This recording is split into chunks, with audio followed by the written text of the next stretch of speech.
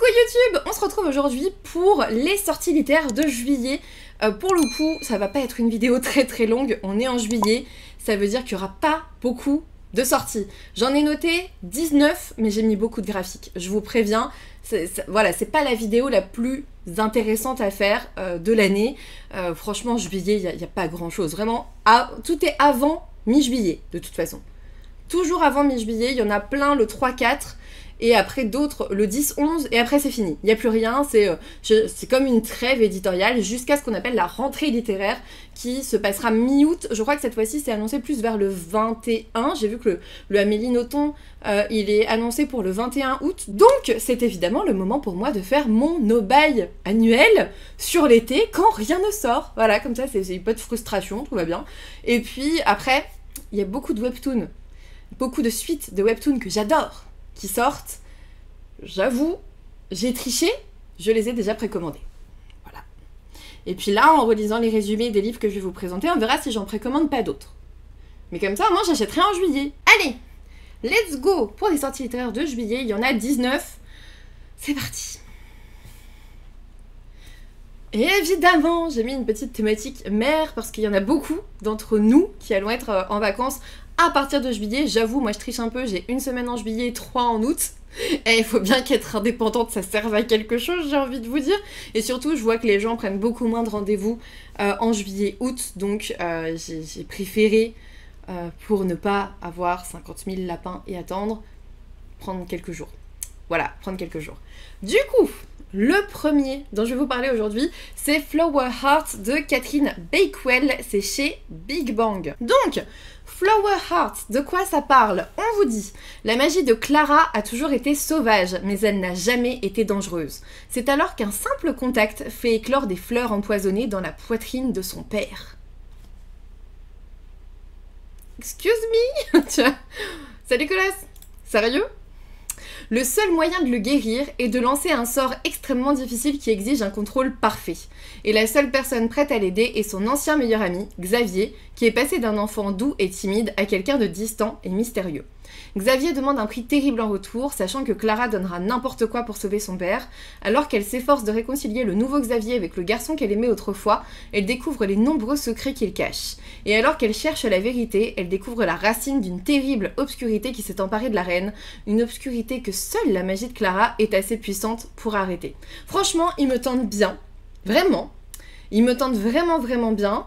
Je pense qu'il va être cher parce que c'est Brajlon Big Bang, même s'il va être un peu moins cher que Brajlon vu que c'est du young adulte.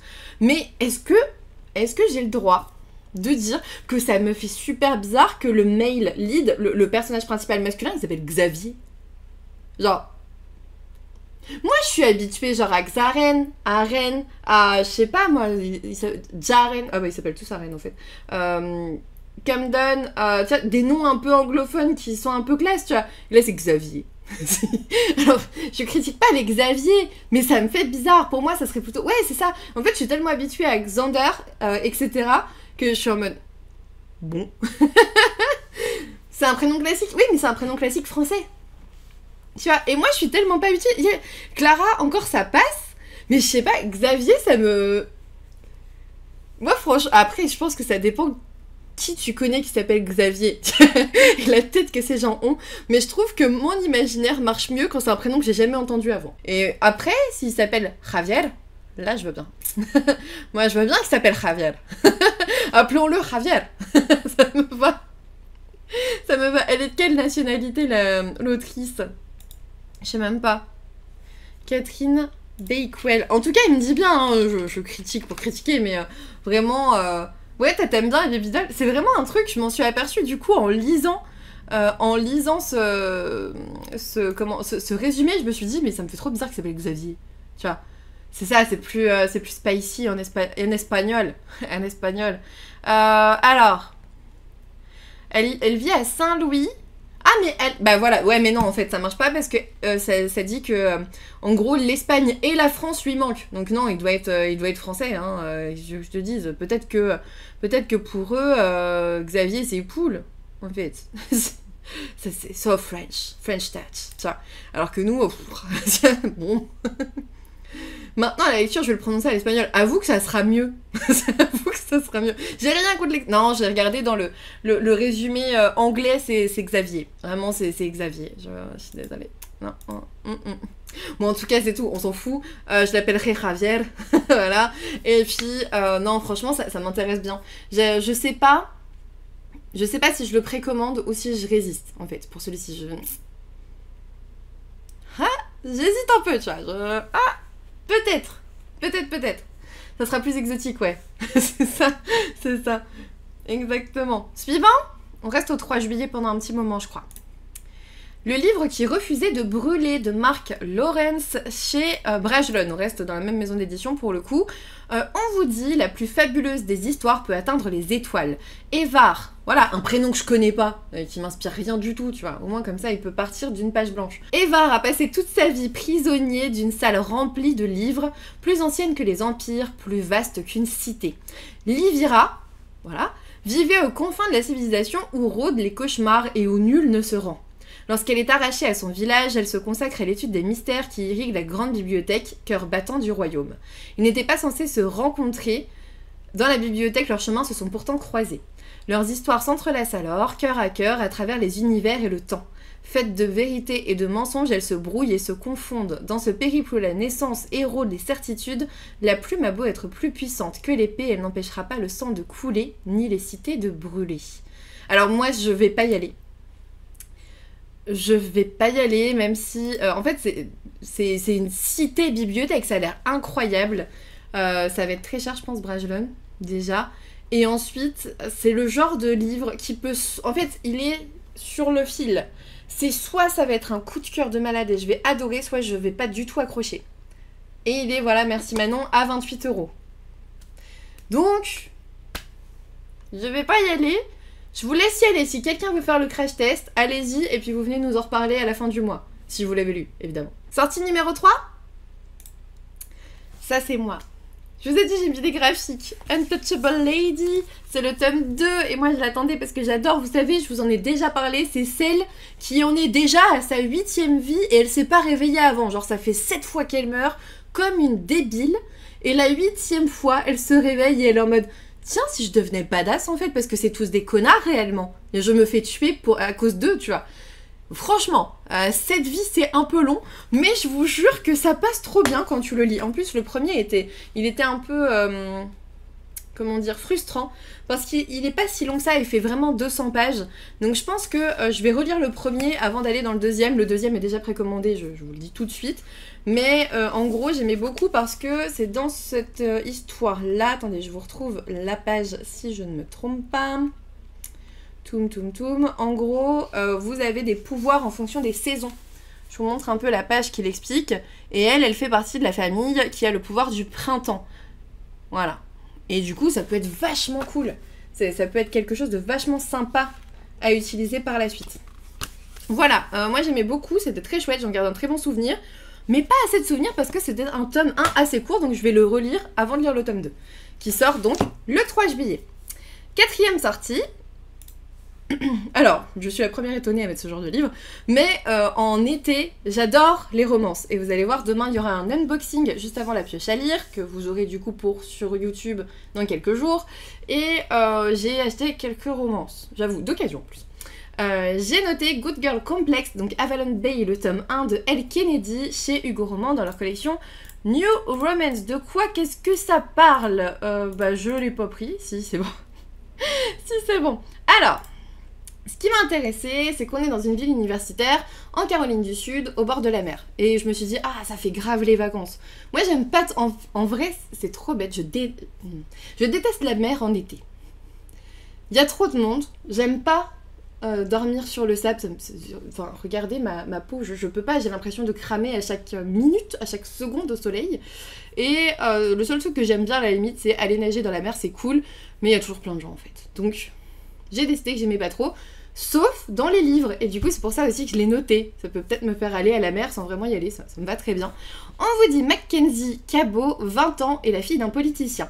Bien que sa famille soit très fortunée, elle a de son côté gagné aussi beaucoup d'argent avec une application qu'elle a lancée pour les milléniaux et les jeunes de la génération Z. Elle passe un accord avec sa famille pour pouvoir prendre une année sabbatique afin de développer son entreprise, mais elle devra intégrer le Garnet College à la fin de cette année. Elle a un petit ami, Preston, que ses parents adorent. Cooper Hartley, la moitié des jumeaux Hartley, a toujours vécu autour de Garnet College où se croisent touristes et étudiants. Sans famille, il ne peut compter que sur lui-même et sur son frère jumeau, Evan. Après une violente altercation avec Preston au bar local qui s'est soldée par son licenciement, Cooper est décidé à se venger. Il va courtiser la petite amie de Preston, Mackenzie. Là. C'est con, je sais comment ça va se terminer, mais j'aime bien. Franchement, j'aime bien. Et en effet, c'est dans son format poche. En effet, et c'est pour ça que je l'ai noté. Moi, j'ai pas envie d'acheter des grands formats comme ça. Il sort dans son format poche, c'est-à-dire... attendez, je vous dis combien, 7,90 € je crois. Ah ouais, c'est pas cher. Franchement. Comment c'est possible que ça... Non mais, attendez, par contre, on a un problème. Le format poche est à 7,90 €. Le format Kindle à 9,99 €. Ils ont pas dû le mettre à jour, je pense. Il y a un problème. Il y a un problème. Mais voilà, en gros, c'est le genre de lecture pas prise de tête que je me vois bien lire, en fait. J'espère. Donc voilà, une petite romance pour l'été, qui a l'air très chouette. Si vous n'allez pas au bord de la mer et que ça vous manque, je pense que ça peut être chouette. Moi aussi, j'aime beaucoup les poches Hugo. J'en achète toujours 3-4 dans l'année. Surtout au moment de Noël, je les lis pas souvent. Et puis un petit peu au moment de l'été, donc bah, let's go, en fait. Sortie numéro 5. L'impératrice remariée, ça il faut qu'on en parle, de Sumpul Hirli et Alpha. Attends, je sais pas comment ça se dit, je suis désolée, chez Pika Wavetoon. Pourquoi est-ce qu'il faut qu'on en parle? Parce que ça c'est un phénomène sur Webtoon, sur l'application Webtoon. Il a, enfin moi depuis, je sais pas, au moins l'an dernier, il est dans les 5 premiers. Genre, il est dans les 5 premiers. Je ne l'ai jamais lu. Je sais pas pourquoi. Je sais pas pourquoi je l'ai jamais lu. J'y suis jamais allée, mais du coup je suis en mode... Bah là il sort quoi. Là il sort, donc pourquoi pas. Pourquoi pas. On vous dit... Ouais, bien sûr que les préco, évidemment. Impératrice de l'Empire de l'Est, tout était parfait pour Navière. Jusqu'à ce qu'elle reçoive un jour une demande de divorce de l'empereur. Mais pas d'inquiétude car Navière a déjà préparé sa carte ultime, le remariage. Et moi je trouve ça bien, parce qu'on n'est pas avec une petite minette qui découvre l'amour, on est avec une nana qui est mariée avec l'empereur, l'empereur veut divorcer, elle est en mode « Ok bro, salut, je vais me remarier et je refais ma vie avec quelqu'un d'incroyable. » Et je trouve ça cool qu'on change un petit peu au niveau du personnage principal dans les webtoons et que ça soit pas toujours la même chose. Là c'est même pas une nana, je sais pas, avec le truc de la résurrection, etc. On est dans autre chose et du coup j'ai très envie de le découvrir. Je vous en donnerai des nouvelles, de toute façon celui-ci je veux vraiment le lire. Sortie numéro 6. Ah, celui-ci, attendez, c'est le tome 2 de ça. C'est Our Beloved Summer. J'ai pas trouvé la version française, le tome 2 du coup, là, qui va sortir. Et c'est de Linan et Han Kyung-chal chez Koda. Donc Albert Michel, là, c'est la couverture coréenne. Et en gros, moi, j'ai pas encore lu le tome 1, mais du coup, vu que le tome 2 sort le 3 juillet, ben, je vais me lancer. Du coup, attends, le résumé, il est là. Je peux vous le lire. On vous dit Yeon-soo est la meilleure. Première de son lycée, ambitieuse, elle veut échapper à son milieu modeste. A l'inverse, Woong est un doux rêveur, couvé par ses parents et se traîne en bout de classement. À leur grand désespoir, ils vont devoir se supporter le temps d'un tournage. Et on vous dit, c'est une histoire d'amour et d'amitié. Voilà. Je sais pas en combien de tomes il est, tiens. C'est une saga Webtoon aussi, qui est présente sur Webtoon. Au niveau des graphismes, on est sur ça. C'est un peu plus doux, je trouve, que d'autres webtoons un peu plus colorés. Regardez la différence, je peux vous montrer. C'est vraiment pas la même chose. Regardez. Vous voyez? C'est vraiment pas du tout le même style. Donc voilà, le tome 2 sort le 3 juillet. Donc moi, je pense que je vais lire celui-ci là très vite. Très vite pour savoir si justement je me prends... Enfin, en fait... Est-ce que je me suis pas précommandé le tome 2? Il faut que je le fasse très très vite. Il faut que je le fasse très très vite. Au pire, ça sera de la triche. C'est une suite de saga et c'est un graphique, ça compte pas. Sortie numéro 7. Cruelle Dame Fortune de Chloé Gong chez Sabran, un nouveau roman de Chloé Gong. Moi je n'irai pas, donc je vous laisse venir nous redire si vous le lisez un peu, votre retour ça pourrait être cool. On vous dit 1931 à Shanghai, nom de code Fortune. Il y a 4 ans, Rosaline Lang, cousine de Juliette Sailly, a été sauvée de justesse de la mort par une expérience scientifique. Cette dernière l'a rendue insensible au passage du temps et capable de guérir de n'importe quelle blessure. Résolue à racheter les fautes de son passé, elle a depuis mis ses capacités extraordinaires au service de son pays. En pleine invasion de la Chine par le Japon, une série de meurtres sème la panique à Shanghai et les soldats japonais sont lourdement soupçonnés. Rosaline est chargée d'arrêter les coupables avant que la situation ne s'aggrave. Elle est alors contrainte de se faire passer pour la femme d'un autre espion, Orion Hong. Malgré ses airs de poseur exaspérants, elle accepte de collaborer avec lui. Et tout ça, et tout ça, et tout ça. Non, c'est pas celui adapté d'Antoine et Cléopâtre. Celui adapté d'Antoine et Cléopâtre, il est déjà sorti. Je l'ai derrière, c'est quoi déjà Antoine et Cléopâtre, c'est Désir immortel. Et en fait, moi, je n'y vais pas parce que je n'ai pas encore lu Désir immortel, qui est sorti en avril. Donc, je vais lire Désir immortel et ensuite, je verrai, mais du coup, on verra plutôt vers août-septembre, quand il y aura eu les retours. Voilà. Enfin, pour moi, en tout cas. Suivant 8e sortie. Captive de l'Impris de Marjorie Burbeau. C'est chez Addictasie, c'est le nouveau label des éditions addictives. Il me dit bien. De souvenirs, là tout de suite, je me souviens plus du résumé, mais il me dit bien quand même. Je me souviens que j'avais un truc avec celui-là. J'hésitais un peu. On vous dit, elle n'est pas qu'une simple prisonnière, elle est la clé vers les secrets de la forteresse. Moi déjà tu m'as un petit peu eu en parlant de prisonnière. Au cœur du royaume tourmenté d'Aonilon, bon bref, au cœur du royaume d'un royaume tourmenté, les humains, les sorcières et les sirènes se déchirent. La grande insurrection est terminée et pourtant les tensions persistent, menaçant de tous les entraîner vers une nouvelle guerre. Dans ce monde gangréné par la violence, Hera parvient à s'en sortir tant bien que mal grâce à un don singulier. Elle peut disparaître et réapparaître à sa guise en un clignement de paupières. C'est trop cool ça. Coucou Colline, comment ça va? Je trouve ça trop cool. Mais les cartes sont rebattues lorsque Silas, un mystérieux homme masqué, l'enlève afin d'utiliser son pouvoir pour pénétrer dans l'imprenable forteresse royale. Hera se retrouve alors prisonnière et entraînée malgré elle dans un jeu dangereux où la coopération avec son ravisseur est sa seule chance de survie. Entre magie, trahison, sentiment et pouvoir, chaque clignement de paupières pourrait bien changer le destin de tout un peuple. Je veux trop le lire celui-là. Celui-ci, il faut que je le lise. Attends, il faut que je me le laisse à côté. Attends, je laisse cet onglet. 9e sortie. 9e sortie. Le tome 3, déjà précommandé, ça je vous le dis tout de suite. Le goût des fraises de Hirono chez Kurokawa. J'ai les 2 premiers tomes, ils sont lus et adorés. J'ai même eu le temps de les passer à ma sœur, tu vois. Évidemment que je vais le lire, le tome 3. Pour rappel, dans le tome 1, en fait, c'est très simple. On suit une romance qui sort de l'ordinaire parce que on suit, en gros, pas un couple, mais en gros 2 personnes qui vont se rencontrer, c'est-à-dire, comment elle s'appelle déjà? Sarah qui est une étudiante de 20 ans et en gros son grand-père tombe malade, son grand-père a une exploitation de fraises et elle va dire ok bah franchement repose-toi à l'hôpital, je vais m'occuper de ton exploitation et elle va travailler avec l'aide de Minori Sugiura, un producteur de 33 ans, donc il y a 13 ans de différence d'âge. Et pour le coup Minori est un petit chou à la crème, c'est-à-dire qu'il a 33 ans mais tu sais c'est pas un mec genre c'est pas un coureur de jupons, c'est pas un tombeur, c'est pas un bad boy, c'est juste un mec gentil, réservé, adorable, qui a vieilli comme ça en s'occupant de l'exploitation de sa famille, et qui rencontre Sarah qui est adorable, qui a 20 ans, qui vient, qui est pleine d'énergie, qui est toute chou, et en gros il a son petit cœur de gros nounours qui font, tu vois. Après, il faut bien vous dire que Sarah, c'est un manga coréen, je pense. C'est coréen ou japonais japonais. C'est un manga japonais. Donc Sarah, 20 ans, elle est forcément toute mimi. Donc en effet, t'as une petite différence au niveau des dessins. Mais franchement, tome 1, je vous montre juste ça. Et c'est trop chou. Voilà. Regardez-le là. Franchement, vous allez pas me dire, il a 33 ans, il est chelou. Genre, il est tout trempé de sueur parce que leurs nez se sont touchés. Il est en mode boum boum boum boum boum boum. C'est un petit chou à la crème, t'as envie de le prendre dans tes bras, tu vois. Donc non, franchement, je les adore.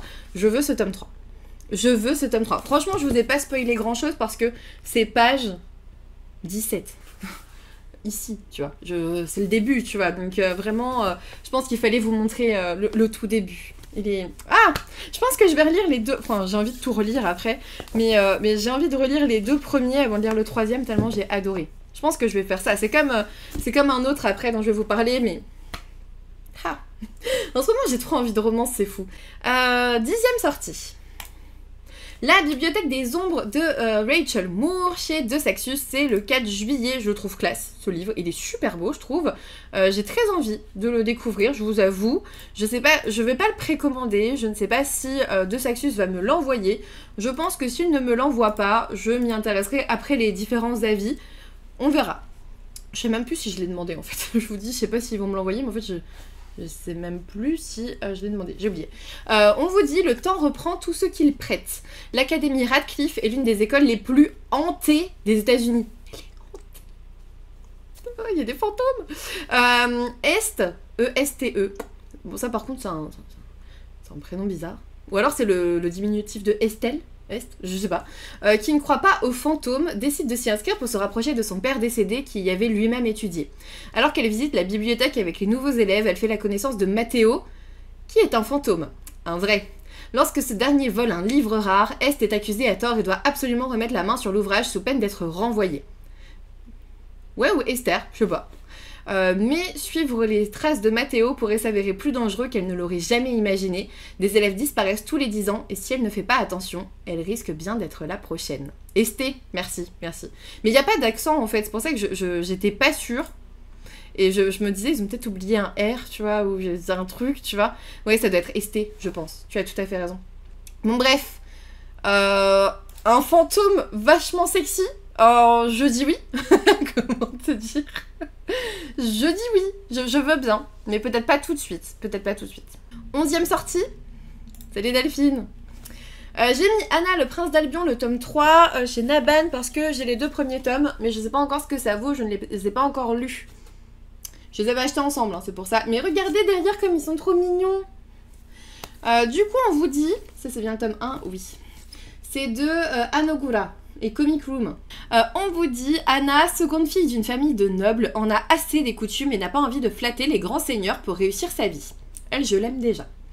Obsédée par l'art de la guerre, elle rêve de combattre aux côtés de son père, l'un des plus grands guerriers de l'Empire. Malheureusement, son père vient à mourir lors d'un récent conflit, il y a du deuil. Anna n'a d'autre choix que de se rendre à Albion, où des complots se préparent et elle est bien décidée à ne pas garder sa lame dans sa poche. Et regardez, plus on y va, plus il se rapproche quand même, hein. Mais elle reste féroce avec toujours une dague, une épée, quelque chose. Donc j'aime beaucoup. Ça m'inspire bien. Je pense qu'on va les lire là bientôt dans un dimanche graphique. Je pense... Wow! Attends, c'est moi ou j'ai vu un torse?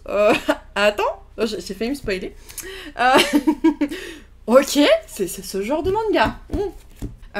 Pour le coup, je trouve ça abusé. Genre j'ouvre, je feuillette comme ça, qu'est-ce que je vois? Des gens à moitié à poil, quoi. Évidemment. Évidemment. Moi, je trouve ça très marrant. Ça peut arriver qu'à moi, de toute façon. 12e sortie. Ah, celui-ci me fait trop envie. La promesse du roi des flammes de Chloé Chasten. Je sais pas si on dit ça comme ça, je suis désolée si je dis mal. Et Lilith Vincent aussi. Et c'est chez Édition BMR. On vous dit, il l'a arraché aux griffes de la mort pour une seule raison, la faire sienne. Après des mois en captivité chez les dirigeants qui tyrannisent son peuple, Isabelle, fiancée du défunt roi de Maldin, doit être offerte en sacrifice. Entre sa carrure, son imposant... Non, franchement, franchement, écoutez ce résumé. En gros, elle est sauvée par l'assassin du roi, de son sacrifice, tu vois. Et entre sa carrure, son imposant dragon et son armure médiévale, il pourrait ne faire qu'une bouchée d'aile. Mais Zabriel en est sûr, il a senti celle qui lui est destinée, son âme sœur. Il est bien décidé à la protéger et à faire périr par les flammes quiconque lui aurait fait du mal. Pourtant, Isabelle refuse de le croire et ne pense qu'à retrouver les siens, même si une voix profonde lui intime de se lier au roi des flammes. J'aime bien, il est bad boy le gars. Il est bad boy, il est en mode vous touchez à ma meuf là, je vous fais tous cramer la gueule. En vrai, avouez, il a l'air cool. Bon après ça a l'air un peu chaud, hein. Ça a l'air plus chaud que ce que je viens de vous montrer sur le manga, hein. Je pense que c'est du smut, hein. Vraiment, je pense, on va pas se mentir, qu'il n'y a pas que le dragon qui est imposant. Du coup, sinon... Ah bah tu vois Valou. J'ai même pas lu ta phrase. Valou, on a dit la même chose. Suivant. Les grands esprits se rencontrent. Les grands esprits se rencontrent, vraiment. 13e sortie. Fait chaud ici. 13e sortie. Dark Moon, The Blood Altar, c'est chez je sais plus qui, ça vient de Webtoon aussi. C'est de Hibe, je sais pas. On vous dit, en gros c'est une histoire de vampire, loup-garou. En gros c'est un truc assez basique, vampire, loup-garou dans une université et t'as une meuf qui arrive et elle a des pouvoirs autres. En gros c'est ça, vraiment pour vulgariser le résumé, c'est ça. Mais je vais vous le dire quand même. On vous dit, les 7 garçons les plus populaires de la Décélis Academy partagent tous un secret, ce sont des vampires. Moi ça m'a fait penser à Vampire Knights que j'avais adoré à ce moment-là. Garder leurs identités cachées et traiter avec leurs rivaux loups-garous est déjà un problème, mais l'apparition d'une nouvelle étudiante mystérieuse ne fait que compliquer les choses. Ça fait trop Vampire Knight. Trop. La fille, Sua, a aussi des pouvoirs cachés et les garçons ne peuvent s'empêcher de ressentir une attirance inexplicable pour elle. Alors que Sua et les vampires se retrouvent de plus en plus attirés l'un vers l'autre. Sua et tous les vampires, genre les 7. Ça fait beaucoup. Mais dis donc Manon, des passés troubles et des futurs entrelacés menacent de bouleverser leur monde. Franchement, on va le lire juste pour le fun. Juste pour le fun. C'est un groupe de K-pop, oui, alors oui, de ce que j'ai vu apparemment. Ah oui, with Anyfen. Ok. Et en gros, ça a été un peu coproduit entre 2 équipes et en gros ils veulent faire des webtoons autour de groupes de musique. En gros voilà, et en gros je pense que c'est pour toutes celles qui adorent, celles ou ceux qui adorent le groupe de musique en question et qui ont très envie d'être très amis et plus si affinité avec le groupe en question, tu vois. Moi je les connais pas, je me demande si en connaissant pas le groupe ça peut être cool quand même ou pas. 14e sortie. La couronne d'aubépine de Cléo Blackwood chez Corrigan. Alors, je vous ai mis volontairement la couverture du brochet et non pas la couverture du relié, qui ressemble, je trouve, à toutes leurs couvertures, en fait. Je trouve que la couverture du relié, c'est une épée au milieu d'autres décors. On dirait 2 autres sagas chez eux. Je trouve. Après, le brochet, il y a des personnages, je suis pas trop fan. Je suis pas très fan. Je sais pas, je pense que je vais voir en vrai, je sais pas. Je sais pas. La première où ils s'embrassent, c'est ça Hinata ou c'était encore une autre? Après au niveau prix, le brochet est à 19,90€, le relié à 25,90€. Ouais, la première était plus jolie, je suis d'accord avec toi, moi la première que j'ai vue aussi, attendez je vais vous montrer. Elle est mieux. Surtout que lui tu vois qu'il a, ce que j'aime beaucoup aussi, c'est que tu vois qu'il a des trucs chelous là. Dans son cou. Tu vois que ça va être la merde sur d'un côté. C'est un peu bizarre, tu vois. Il y a un truc. L'autre, eh bah, tu vois pas. T'as l'impression qu'il pose pour une photo. Tu vois? C'est ça, moi, qui me gêne, c'est que t'as l'impression qu'il pose pour la photo. Avec la lune. Genre, lors d'une sortie random. C'est, ouais, j'aime pas trop. Alors que l'autre, elle était classe. Enfin, voilà. Et, je vous ai pas montré, désolé. Celle-là aussi est pas mal. Mais du coup, je vous ai dit, ça ressemble à toutes leurs couvertures. Moi, je pensais même que c'était une suite de saga à la base. Parce que clairement, ça ressemble à toutes leurs couvertures. Et je sais pas si vous avez vu là, on a vraiment le personnage ici en jaspage. Donc ça, c'est plutôt classe. Mais ça, moi, je suis désolée, cette couverture-là, elle ressemble à toutes les autres. On est tout à fait d'accord. Ouais. Après, je sais pas s'il y a un verso. Joli mais trop vu et revu, exactement. Ça fait genre un énième bouquin comme ça, je suis tout à fait d'accord. Du coup, on va peut-être parler du résumé, après avoir parlé de tout ça. Ouais, moi aussi je préfère le relié pour le coup, mais bon, j'ai pris le parti maintenant de vous montrer les couvertures brochées. Pour éviter la prophétie qui prédit sa mort et le massacre de son peuple, Ménel n'a d'autre choix que de se travestir pour s'enrôler dans l'armée ennemie, c'est Mulan, laissant derrière elle son rôle d'héritière de la cour de la lune. L'objectif, influencer le futur en toute discrétion. Le risque, attirer l'attention du prince, tomber entre ses griffes et entraîner son royaume dans sa chute. Arkham, lui, lutte pour sa survie. S'il ne succède pas à son père, il sera assassiné. Or, un failli touché par une magie aussi ignoble que la sienne, et on a compris là d'un coup, ne peut prétendre au trône. Quelles que soient les épreuves et les complots, il ne recule devant rien pour protéger son secret. Pourtant, celui-ci semble soudainement fragilisé face à son nouveau garde très loyal, mais peut-être pas envers lui. Jusqu'où iront-ils pour changer leur destin? De leur confrontation dépendra l'avenir de leur royaume respectif. Je le veux tellement. Ah, je le veux tellement, mais franchement, la couverture brochée, elle est moche. Pourquoi est-ce que vous m'obligez à prendre un relié après mes vidéos sur les reliés? C'est pas très gentil, ça. Suivant. 15e sortie. Je l'ai remis. L'héritier trahi de Holly Black chez Rajo qui sort enfin en broché. En tout cas, l'héritier trahi, clairement, je le veux depuis sa sortie. Je n'en peux plus. Je le veux. Voilà. C'est tout. Point. À la ligne. J'ai rien de plus à dire. 16e... Non mais t'inquiète pas Valou.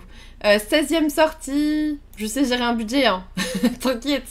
On vous dit Mariage interdit de Chun Ji-hye et Sang-chek chez K-Books. Celui-ci me fait très très envie aussi. C'est un webtoon, on vous dit, suite à la perte de sa reine bien-aimée, le roi interdit le mariage à Joseon. Joseon, c'est l'ancienne Corée dans l'histoire. On parle de l'ère de Joseon. Sorang, arnaqueuse de Jenny, Sorang, arnaqueuse de génie, se fait passer pour une médium pour gagner sa vie. Et la voilà qui se retrouve devant le roi à devoir prétendre communiquer avec la défunte reine. Impossible de faire marche arrière, Sorang fait parler de ses talents de charlatan et sème le chaos au palais et dans les cœurs. Mais jusqu'à quand la supercherie pourra-t-elle tenir? Ça a l'air trop cool. Ça a l'air trop drôle. Il a juste augmenté ses prix de rendez-vous. Je peux pas faire ça. Est-ce que tu peux faire payer les patients qui te posent un lapin? Non, je peux pas. Je peux pas. Ça a l'air très chouette, je trouve. 17e sortie, c'est l'avant-dernière. Seule la mort attend la vilaine de Suol et Gon Gyeol. Chez Kotun, on est dans la thématique de la réincarnation. On est sur une jeune femme qui ne veut pas, enfin qui va tout faire pour ne pas mourir comme c'est écrit. Et j'adore le 4e tome pour vous montrer. Franchement, je trouve que les couvertures deviennent de plus en plus sombres. Et pour vous dire, pour être tout à fait honnête avec vous, je l'ai aussi dit à Kotun, j'ai déjà lu en fait ce tome 5, je ne l'ai pas. Mais j'ai lu sur la plateforme, je sais plus, ça doit être Dailytoon peut-être. Ça doit être sur Dailytoon ou Webtoon ou je sais plus quoi. Bref, j'ai déjà lu les épisodes. Oui, je peux le demander en SP normalement. J'ai déjà lu les épisodes de Seule la mort la vilaine qui sont dans ce tome 5. Je vous le recommande de fou. Genre, vraiment, je suis allée vachement plus loin que tout ça. Je suis très loin dans l'histoire et en fait, je m'en souviens plus. Donc, je pense que... alors, j'ai arrêté depuis un petit moment, là... de lire les épisodes et clairement je pense que je vais me refaire toute la saga. J'arrête pas de vous dire ça mais en fait j'ai des webtoons chouchous en ce moment et j'aime beaucoup. Et celui-ci il sort en coffret collector. Vous l'avez peut-être vu dans mon réel sur Instagram quand on a été invité chez La Durée, vous savez sur les Champs-Élysées là par Kotun. J'ai fait un unboxing du coffret collector qu'ils avaient en présentation à ce moment là. Voilà. Et c'est super chouette. Avant-dernier roman. Non, pas roman. Mon vœu le plus sincère de Kieri chez Kotun, là aussi, le tome 3. J'adore cette saga et c'est tellement différent du reste. Pour le coup, le premier, il est là. Et j'ai mis du temps à le lire. Moi, j'ai acheté le premier et ils m'ont envoyé le deuxième, de mémoire. Le troisième, j'espère le recevoir, j'avoue. On suit cette jeune fille qui s'appelle Happy Cranberry qui a 20 ans. Elle mène une vie tranquille partagée entre ses amis et son travail jusqu'à son rencontre avec un génie. Et Prince lui offre un seul vœu, mais refuse sa première demande bien trop banale selon lui. Elle veut devenir illustratrice renommée. Il est en mode, non mais t'auras l'impression d'être un imposteur en fait si je te fais ça parce que t'auras pas travaillé pour l'avoir, donc c'est nul. Trouve autre chose. Sauf qu'elle trouve pas. Elle sait pas ce qu'elle veut. Enfin, son vœu le plus sincère en gros, quel est-il ? Et en gros, devant son indécision, Prince va décider d'aider la jeune fille à trouver son vœu le plus sincère. Donc il va rester avec elle, là où d'habitude il passe 10 minutes avec la personne pour exaucer son vœu. Lui qui exauçait je ne sais plus combien de vœux par jour se retrouve à découvrir la vie d'une humaine. Et moi j'aime beaucoup. Moi à la base je trouvais ça super bizarre d'avoir ça là. Mais je vous jure, à un moment donné dans le tome 2, on voit son visage en vrai. Tu te dis, c'est pas mal. C'est pas mal. Après attention, c'est pas un webtoon habituel. Moi j'aime bien aussi quand il a des lunettes là. Genre comme ça. Il est pas mal. C'est pas un webtoon vraiment habituel dans le sens il a beaucoup d'humour, genre un peu pourri, tu vois. Genre vraiment un humour un peu too much. Je sais que je l'ai fait lire à ma soeur, elle m'a dit ah, c'est pas trop pour moi, j'ai pas trop adhéré. T'as des moments un peu what the fuck. Alors moi des fois j'ai bien rigolé. T'as au tout début un moment avec Sailor Moon, c'était vraiment what the fuck. Je pense qu'il faut... En gros, c'est le genre de webtoon où tu prends ton cerveau, tu le poses à côté et tu lis. Il faut pas trop... C'est pas comme les autres webtoons de réincarnation et tout, où t'as une vraie romance incroyable. Là, t'es vraiment avec deux personnages qui apprennent à se connaître en essayant de trouver son vœu le plus sincère et en sachant que le génie est aussi très particulier et il faut pas qu'il te regarde dans les yeux ou il y a un truc comme ça. C'est pour ça qu'on peut pas voir son visage en entier. Bon bref. C'est assez cool, il y a tout un monde de génie aussi à côté, moi j'avais beaucoup aimé et j'ai hâte d'avoir le tome 3. Voilà, en gros c'est ça. En gros c'est ça, et dernière sortie que j'ai notée, je m'en souviens plus. La puissance d'une reine de Chloé C. Peñaranda chez De Saxus, le premier tome, je l'ai mis là, c'est l'ascension d'une héritière. Voilà, donc ça c'est le tome 2 qui va sortir le 11 juillet, c'est la dernière sortie que j'ai notée, je vous ai dit ça se termine mi-juillet, même pas, et c'est le tome 2 de celui-ci. Je vous montre. Je trouve que les deux couvertures vont très bien ensemble. Là, pour le coup, rien à dire. Rien à dire. Elle a l'air bien plus badass sur le 2, mais voilà. Et en gros, c'est les héritiers d'Ungardia. Donc là, c'est le livre 1, là, le livre 2. Et on vous dit, dans le royaume de Haifaro, où les failles de puissants immortels à la beauté renversante règnent d'une main de fer, les humains doivent faire profil bas pour survivre. Faith, une orpheline dotée d'un don pour l'escrime, le sait plus que quiconque. Lorsqu'elle attire accidentellement l'attention de Nick, un garde royal, le quotidien de la jeune femme vole en éclats. Le Fae est un octiste, un puissant assassin de l'esprit pouvant entrer dans les rêves des autres. À ses côtés, elle se découvre d'étonnantes facultés mentales qui se révèlent aussi grandioses que destructrices. Alors que les secrets et les mensonges pèsent sur elle, elle n'a d'autre choix que d'apprendre à maîtriser au plus vite ses nouveaux pouvoirs, car une menace puissante s'étend sur l'Ungardia, et le sort du monde repose sur ses épaules. Rien que ça. Franchement, il a l'air très chouette. Il a l'air très chouette, je trouve. Je l'ai pas encore lu, mais il va peut-être falloir que je fonce. Bah, en fait, c'est noté derrière. C'est noté là. C'est pour ça que je vous dis, c'est les héritiers d'Ungardia, livre 1, ils l'ont noté. Voilà! C'est terminé pour les sorties littéraires de juillet. Vous voyez, j'ai en fait beaucoup papoté, mais il n'y en a pas tant que ça. J'en ai noté 19 et il y a surtout beaucoup de graphiques. Je vais quand même craquer en précommande, j'avoue. J'espère en tout cas qu'après on aura une vraie trêve jusqu'à mi-août pour pouvoir lire tout ça. En tout cas, j'espère que cette vidéo vous a plu. N'hésitez pas à me laisser un petit pouce bleu, à vous abonner si ça n'est toujours pas fait. Et puis moi, je vous dis à bientôt pour une nouvelle vidéo.